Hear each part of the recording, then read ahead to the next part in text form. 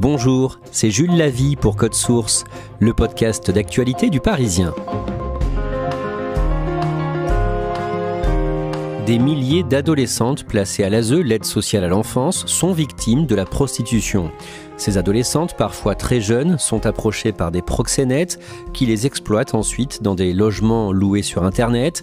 Et face à ce fléau, les éducateurs de l'ASE se disent impuissants. Ce scandale a été mis en lumière par Le Parisien le mardi 24 septembre en y consacrant son fait du jour, son dossier de une. On y revient aujourd'hui dans Code Source avec les deux journalistes du Parisien qui ont signé l'enquête, Elsa Marie du service Société et Stéphanie Forestier de notre édition de l'Oise.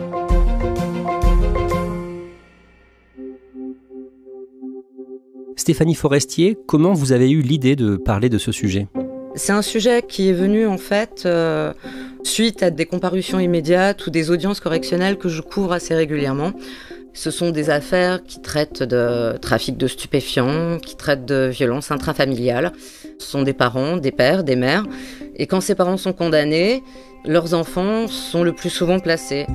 Et en fait, c'est à l'issue d'une audience correctionnelle qu'une avocate est venue me parler de sa cliente qui était désespérée parce que sa fille avait été placée dans un foyer d'aide sociale à l'enfance dans l'Oise et qu'elle n'avait plus de nouvelles et qu'elle suspectait sa fille d'être victime d'un réseau de prostitution. Stéphanie Forestier, vous allez nous raconter précisément le cas de cette maman dont vous avez recueilli le témoignage. Mais d'abord, on va expliquer la situation plus largement. Elsa Marie, d'abord, c'est quoi l'ASE, l'aide sociale à l'enfance, et qui sont les enfants, les ados qui y sont placés ? C'est autrefois ce qu'on appelait la DAS.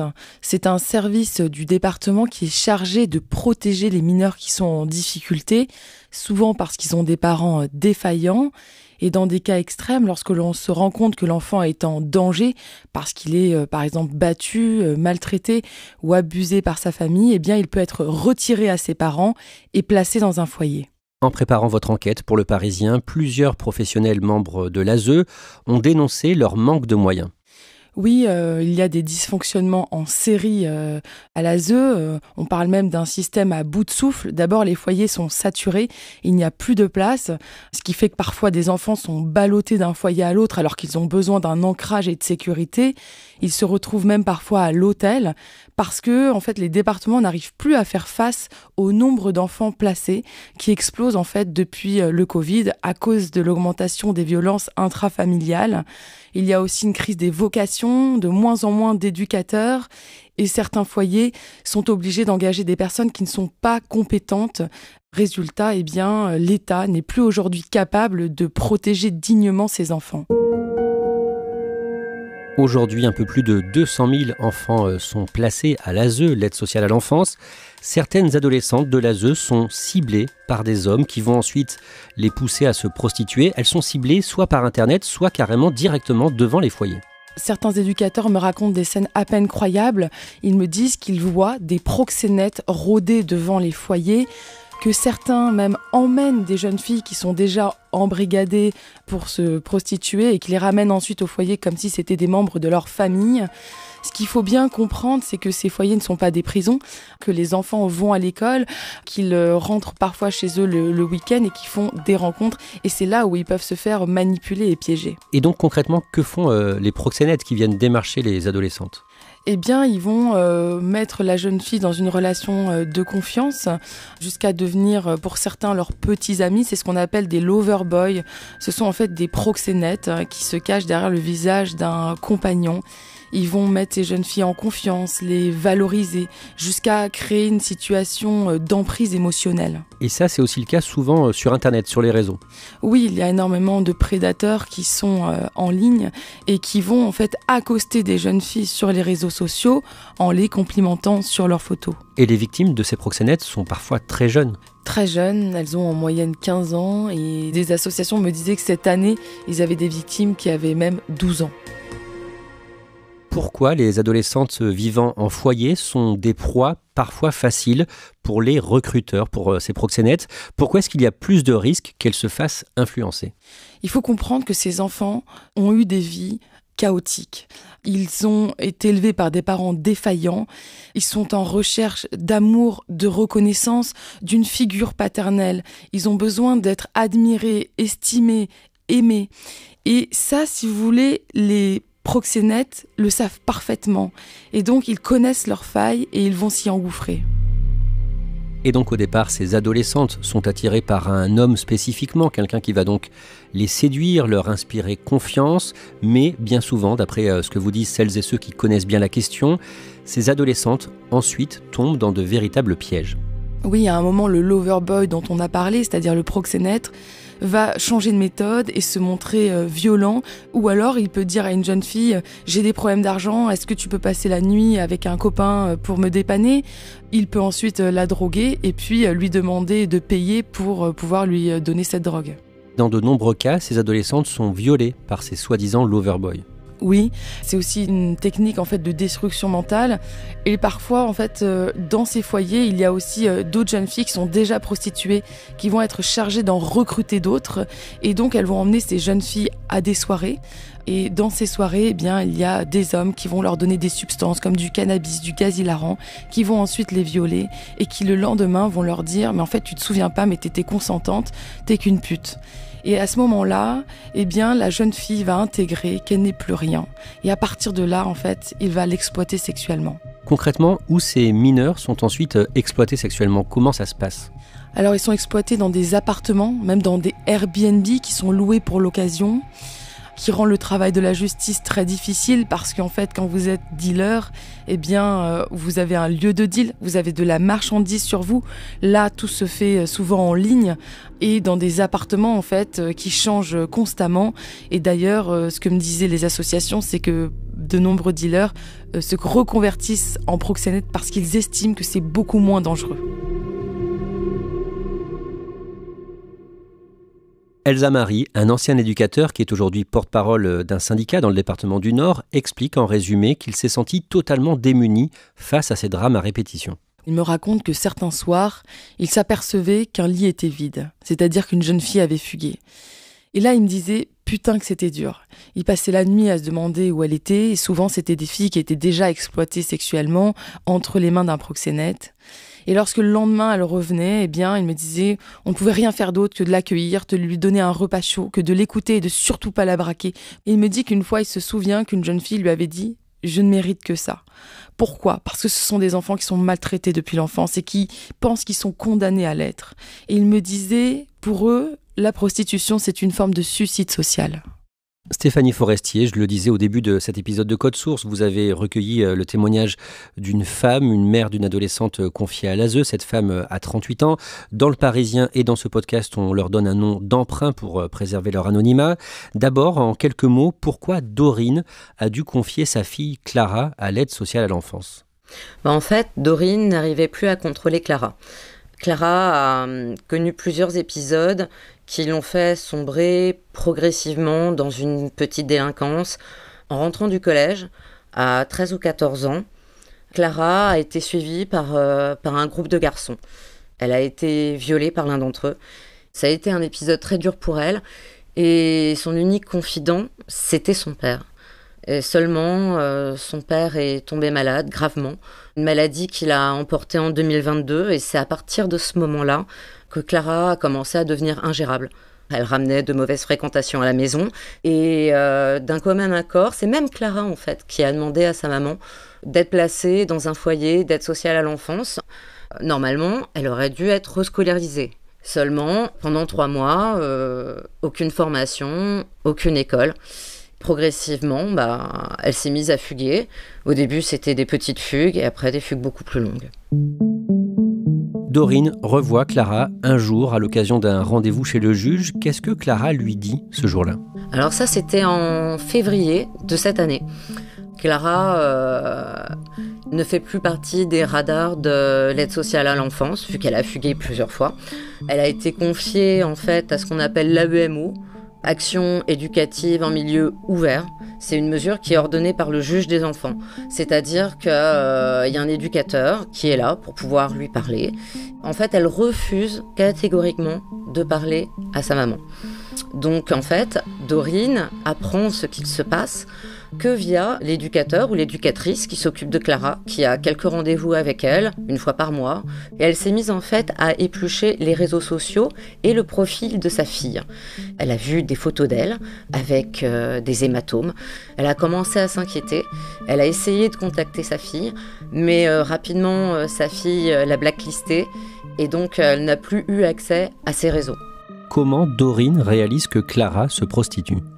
Même si le profil de sa fille lui est fermé, elle connaît des gens qui ont accès à ce profil. Et donc en fait, c'est via ces personnes-là qu'elle découvre des photos de sa fille. Ce sont des photos coupées. On ne voit pas son visage la plupart du temps. C'est des photos de sa fille en nuisette, avec des lits défaits derrière. Elle voit des photos de jeunes hommes à côté, des photos de sa fille dans des spas, dans des jacuzzis. Sa fille a l'air de vivre une belle vie. Elle va dans des hôtels, elle montre des bijoux qu'on lui a offerts. Et c'est là qu'elle se dit que sa fille est entrée dans un réseau de prostitution. Après avoir vu tout ça sur Internet, Dorine revoit Clara un jour en février 2024 à l'occasion d'un rendez-vous chez le juge. Qu'est-ce que Clara lui dit ?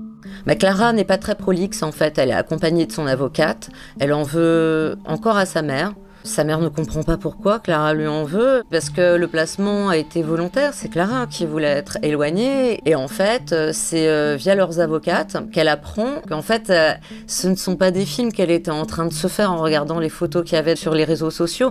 C'est vraiment la réalité. Clara tournait dans des hôtels, dans des Airbnb, non seulement dans l'Oise, mais aussi à Paris, en banlieue parisienne. Et qu'en fait, elle voyageait avec son compagnon qui est aussi son Mac à travers des hôtels, des Airbnb. En fait, régulièrement, Dorine a des appels de policiers. Une fois, Clara était dans le train, n'avait pas payé son ticket, n'avait pas ses papiers et avait été insolente. Une autre fois, on l'a arrêtée pour suspicion de prostitution. Elle avait de l'argent sur elle, 800 € en liquide. Elle avait de la drogue, du cannabis. C'est comme ça, en fait, qu'elle apprend où est sa fille. Quelles sont les dernières nouvelles dont dispose Dorine au sujet de sa fille ? Clara a eu un rendez-vous avec son éducatrice. Ils se sont mis d'accord pour que Clara puisse avoir une place dans un foyer qui est spécialisé pour les mineurs qui ont été victimes de réseaux de prostitution. Donc là, l'éducatrice, normalement, est en train de négocier pour lui trouver une place, pour qu'elle soit dans le sud de la France, dans ce foyer, dont Dorine ne connaîtra pas l'adresse pour des raisons de sécurité pour Clara. Au cas où une personne qui est influente dans ce réseau arrive à retrouver Dorine et la force à lui donner l'adresse, elle-même, du coup, ne saura pas exactement où est sa fille, mais elle saura qu'elle est protégée dans ce foyer-là. Dorine veut porter plainte aujourd'hui. Contre qui et quel est son objectif en allant en justice ? Dorine et son avocate ont décidé là, de porter plainte auprès du procureur de la République contre l'ASE malgré tout, parce qu'elles estiment que si Clara n'avait pas été hébergée dans ce foyer, elle n'aurait pas rencontré ce proxénète qui était à proximité de ce foyer et elle ne serait pas rentrée dans un réseau de prostitution. Elle espère retrouver sa fille un jour ? Oui, elle espère toujours, d'autant plus que Clara avait de bonnes relations avec son petit frère. Là, en fait, tout ce qu'elle veut, c'est que sa fille puisse quelque part se soigner, puisse quelque part être libérée dans sa tête. Elle espère vraiment que le foyer pour les mineurs qui sont victimes d'un réseau de prostitution soit salvateur pour elle et qu'un jour, elle puisse retourner à la maison et retrouver une vie familiale comme elle avait avec sa maman et son petit frère. Elsa Marie, dans votre article, à un moment, un éducateur, Robin, se dit très inquiet pour une adolescente qui est encore dans son foyer actuellement. Elle discute depuis quelque temps avec un homme en ligne. Ça inquiète beaucoup Robin qui lui dit « Attention, cet homme risque de te prostituer, il risque de t'emmener dans un Airbnb, mais rien n'y fait, elle est déjà sous emprise. » Et donc l'équipe du foyer a pris la décision de l'éloigner quelque temps pour l'isoler de cet homme et briser le lien d'emprise.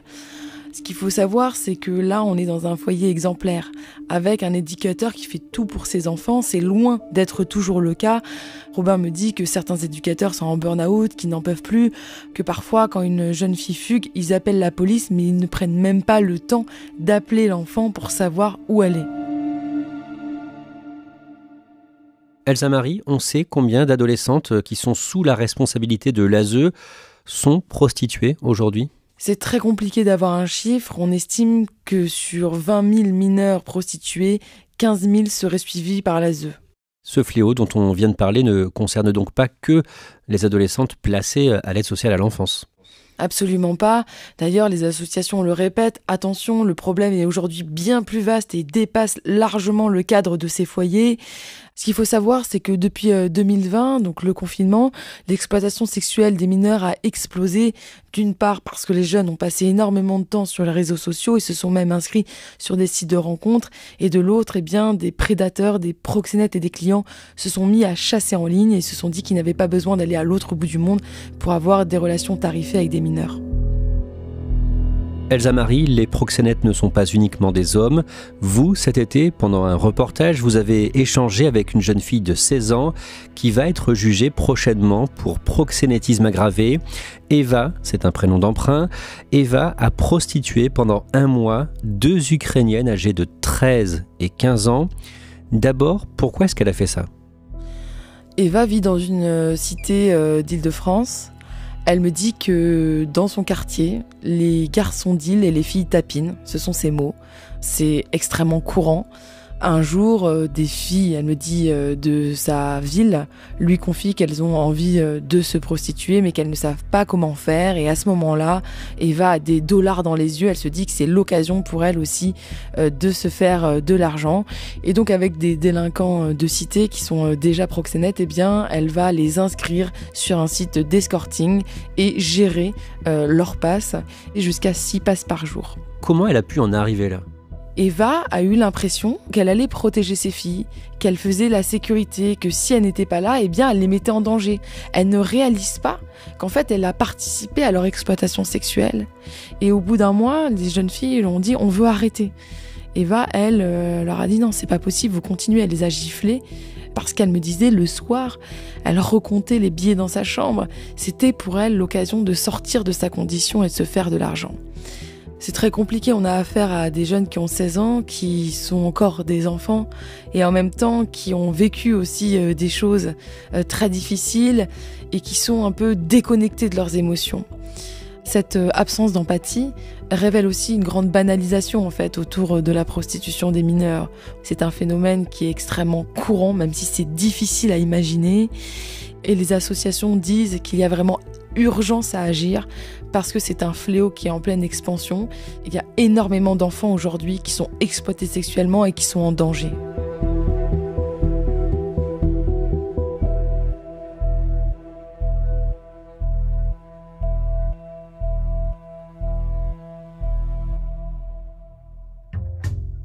Merci à Stéphanie Forestier et Elsa Marie. Cet épisode de Code Source a été produit par Raphaël Pueyo, Clara Garnier-Amouroux et Thibault Lambert. Réalisation, Pierre Chaffanjon. Code Source est le podcast d'actualité du Parisien. Nous publions un nouvel épisode chaque soir de la semaine, du lundi au vendredi. Abonnez-vous sur votre application audio pour ne rater aucun épisode. Et le Parisien vous propose un second podcast, Crime Story. Chaque samedi, une grande affaire criminelle racontée par Claudia Prolongeau avec Damien Delsoni, le chef du service police-justice du Parisien.